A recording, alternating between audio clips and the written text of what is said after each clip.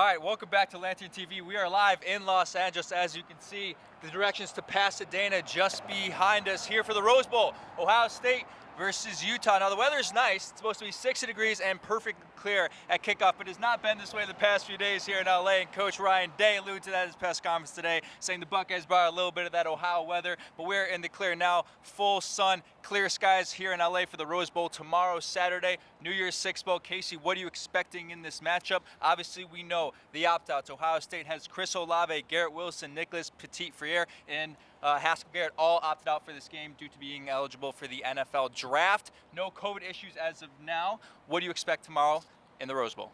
I just want to see what Jackson Smith-Njigba does. He steps up. He takes a leap from wide receiver 3. Now he's at the top of the totem pole, top of the mountain, wide receiver 1. Him and C.J. Stroud, they had that year last year to sort of build their rapport, being the second string guys, just sort of in the waiting balance, whatever. So I think just seeing Jackson Smith-Njigba in practice the other day, his routes are still smooth. There was talk of maybe there's a little bit of pressure and maybe he's going to get frustrated trying to get open a little bit.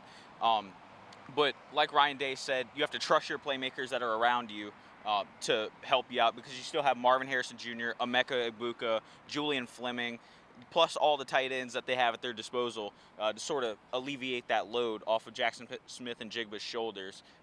Because it's not going to be easy running the ball against this Utah defense led by Devin Lloyd right there anchoring the linebacker position. He's second in the Pac-12 with 8 sacks, only trailing his teammate in that regard. He leads the conference in sacks for a linebacker. He's the only Power 5 player, Kevin, get this. He's the only Power 5 player to have 15 tackles for loss and multiple interceptions. He's a jack of all trades, that's for sure. He's able to stop the run, get after the quarterback, play a little bit of coverage, pick off guys. And Kyle Whittingham was saying that he's really appreciative that Devin Lloyd didn't opt out for this game. That really is a testament to what program they have running there. Sort of a little bit of the magic that they've been able to have against Oregon, being able to blow them out twice, win the Pac-12 championship, and now they get the shot to take down Ohio State. And you mentioned those opt-outs. Let's go back to Ohio State. You mentioned Marvin Harrison, Emeka Egbuka, Jackson Smith-Njigba, the guys who are going to step up. And something Ryan Day said in the press conference today was, you look at the guys who are currently opting out, Garrett Wilson and Chris Olave, they both had big-time moments in games where other guys opted out in classes above them. You think about Chris Olave against Michigan just a few years ago, right? He burst onto the scene with a block punt and a receiving touchdown in that game. The rest is history. Same with Garrett Wilson last year. So I think this is an opportunity for those guys. So among the three of them, you said Jackson Smith-Njigba is probably going to get double teamed, and Utah's going to put pressure on the other guys to say, look, you haven't played a lot this year, but this is your biggest moment. The whole world's watching in the Rose Bowl. Will you step up? Who do you think steps up for the Ohio State offense once they turn to the pass and you don't have your top 2 receiving options there, aside from Jackson Smith? Right, exactly. I think this is Marvin Harrison Jr.'s coming out party. Just seeing what I've been able to see just with his route running ability. He's had a good teacher at his disposal. Hall of Famer Marvin Harrison. He's very smooth.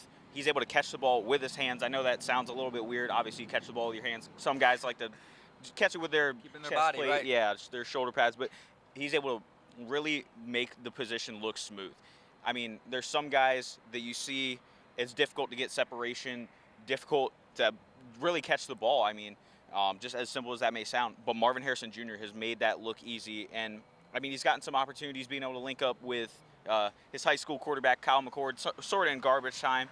But I think against the #1 defense in Utah, I think he's going to really be able to be the one to step out and sort of have his coming out party.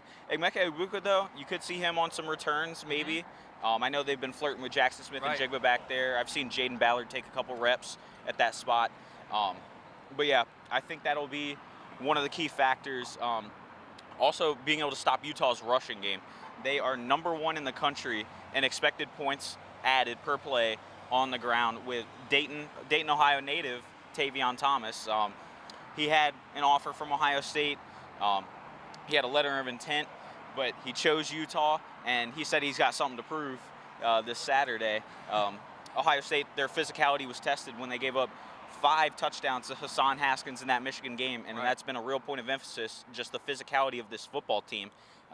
it's going to be put on the test against Tavion Thomas on Saturday. Sure, you might see a graphic on ESPN that says Tavion versus Trayvon. And don't forget, we've been talking receivers all game, but Ohio State has a great of their own in Trayvon Henderson. And this might be a situation where early on, you know, you have your top two guys out. What do? Just go to the guy who's going to get you 100 rushing yards, hand the rock, give it to Trayvon Henderson, let him work, because he's been doing it all year. So Tavion versus Trayvon, look out for that. That's obviously one of the strengths of the Ohio State offense in this game. Saturday, tomorrow. We're filming this on Friday here in LA.